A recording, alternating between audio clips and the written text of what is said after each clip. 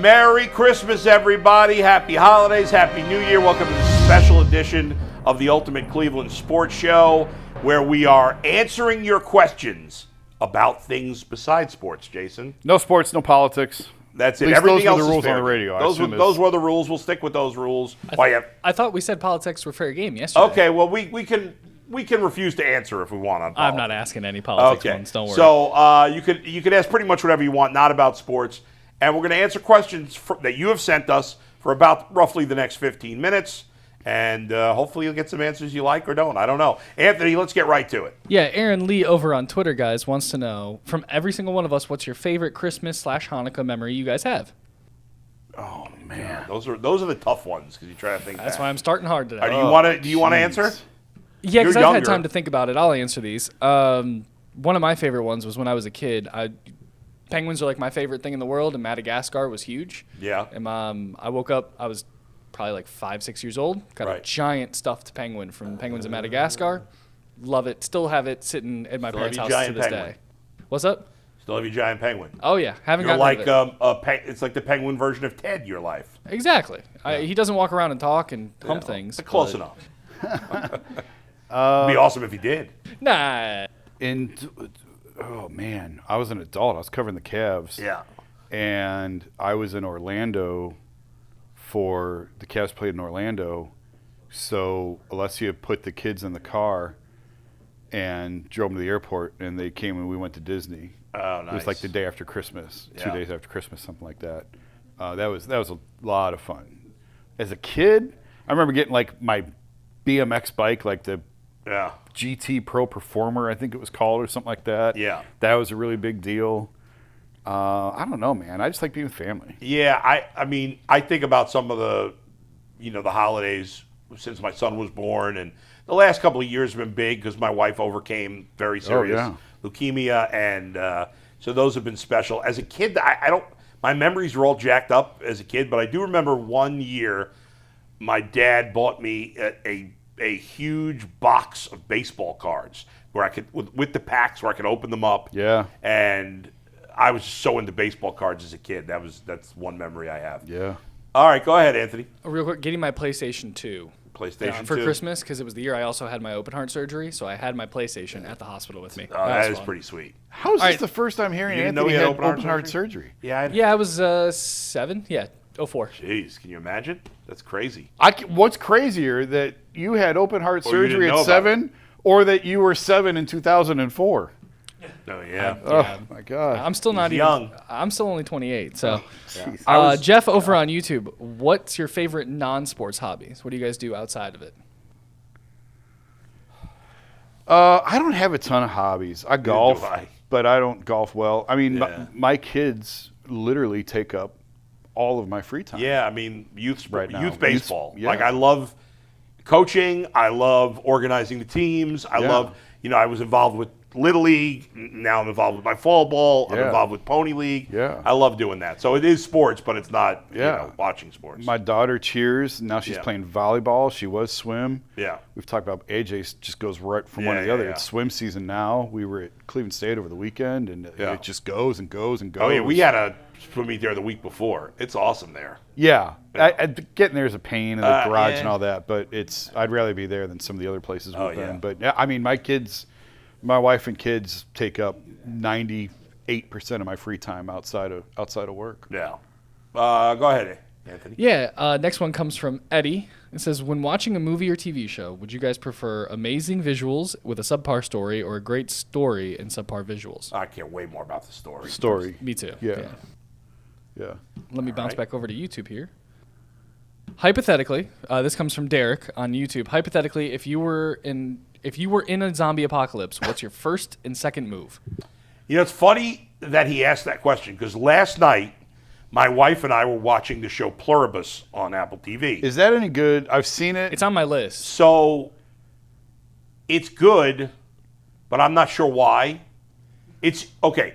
It's a unique show. It's very different than anything else. I probably wouldn't like it. I'm not very original. If you like What's his name? The guy who creates it, who created Breaking Bad. I'm drawing a blank on his name right now. Oh, it's the Breaking Bad guy? Yeah. Oh. If you like him, Vince Gilligan. Yeah. Then you'll probably like it because it has a lot of the weird quirks he did in that and Better Call Saul.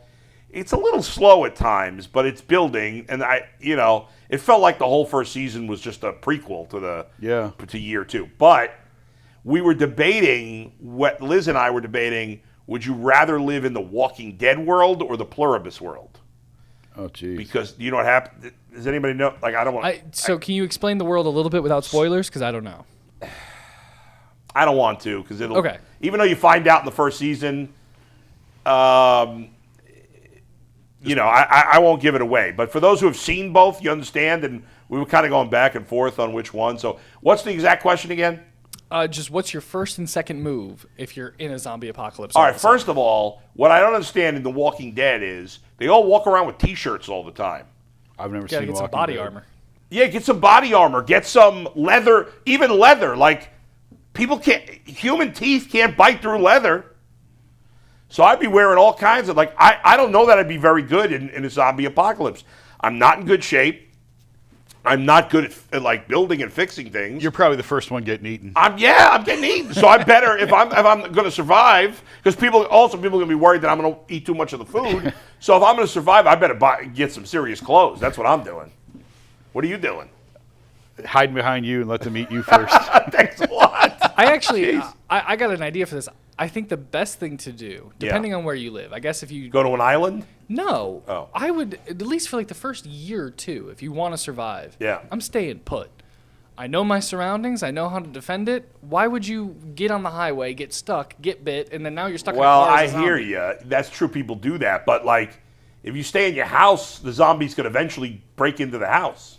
What kind of zombies are we talking about? Walking I'm Dead thinking zombies? Walking Dead zombies. They could eventually, if there's enough of them, they'll bust through your window. They'll whatever. Yeah, but they stayed on that farm for however long. That was 2 seasons. They did, and it wasn't even really guarded. Yeah. They didn't have a fence or anything. The prison was ideally the better solution. The prison was great, but yeah.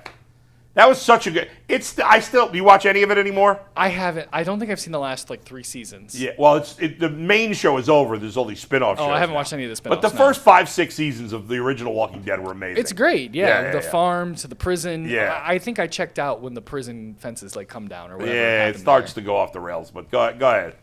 All right, guys. Next one says, talk about the moment you realized that you wanted to work in the sports industry, which actually we may have already done earlier. For Yeah, Jason. I mean, from a time I was a little. it. I don't remember a time that I didn't want to work in sports in some capacity. Yeah, I would agree. I knew in high school, like I mentioned, I walked in that press box, high school game, said, that's it, I'm doing the rest of my life. I'm not sitting in an office doing accounting. No.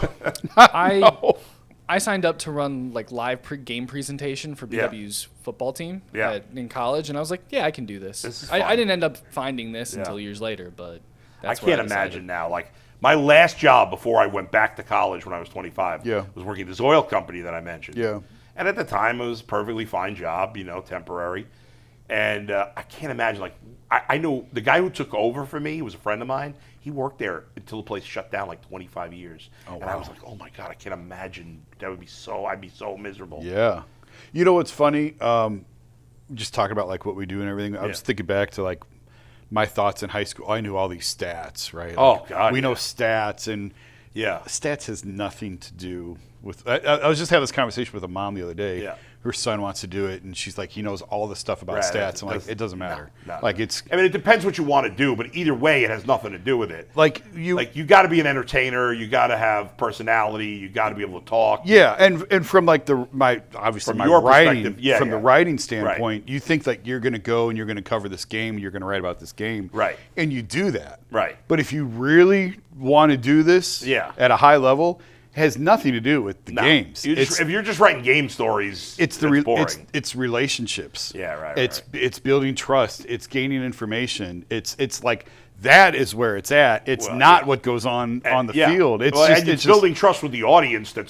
Absolutely. And in your case, it's also building trust with people within the business to get information that you need. And it's this fine line that you walk because you say something over here, and then the people in the building are mad at you, and then you got to come over here, and then they're like, so it's so different. Yeah, than there's what I thought I was getting into. people out there that know sports that can't do these jobs. Oh, knowing sports has very little to do with it. Actually, it's so wild. It's so different. You got to have that baseline. You got to know sports. Yeah, but I could never do this for hockey. I don't know anything about hockey. No, I can't believe people paid me to do play-by-play for hockey once, as I didn't know what the hell I was doing. Hockey would be tough with all the international players and stuff too. You got to keep track of a lot more. Oh yeah. Same with soccer.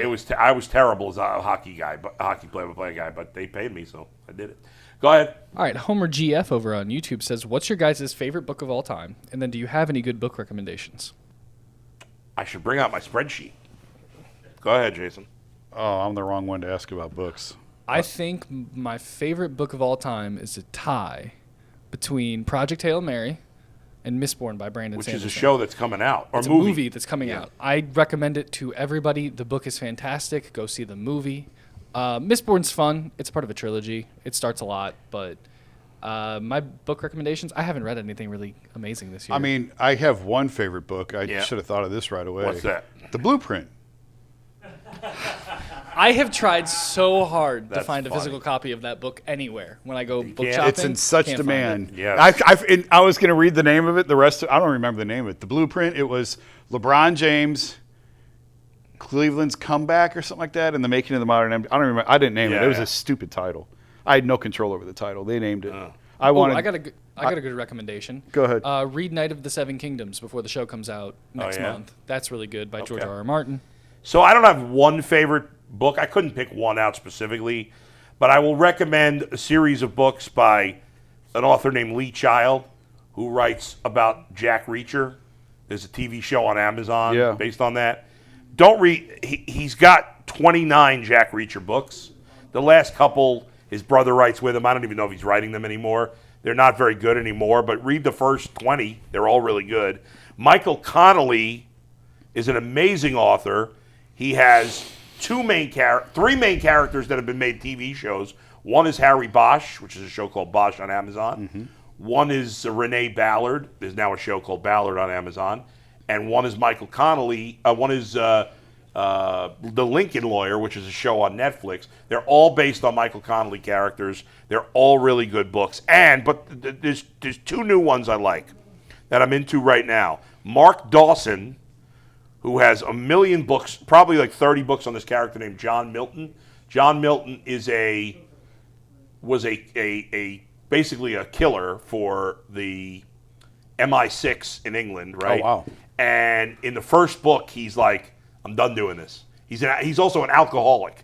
He's done doing this. It's a dangerous combination. And now he travels the world because he has no ties to anywhere. Yeah. He travels the world and he ends up like helping people to kind of make up for all the killing he's done over the years. It's fascinating. And finally, I'll recommend one more author whose name is escaping me right now, so I got to look it up. I'll give my elevator pitch for Mistborn real quick. If you like superheroes and superhero adjacent stuff, it's not quite that, but everybody gets powers based on a certain metal that they are born into being able to use as a power. Okay. And then That's fantasy. Certain people can use every single metal, and that's kind of the idea behind it. It's really fun. All right. A lot of good political intrigue there. There you go. Nick Petrie novels about a character named Peter Ash, who's a veteran, is pretty interesting too. Go ahead. Okay, ALX wants to know either your best traveling experience during Christmas or the craziest gift shopping story you guys have. Oh, man. Travel experience during Christmas?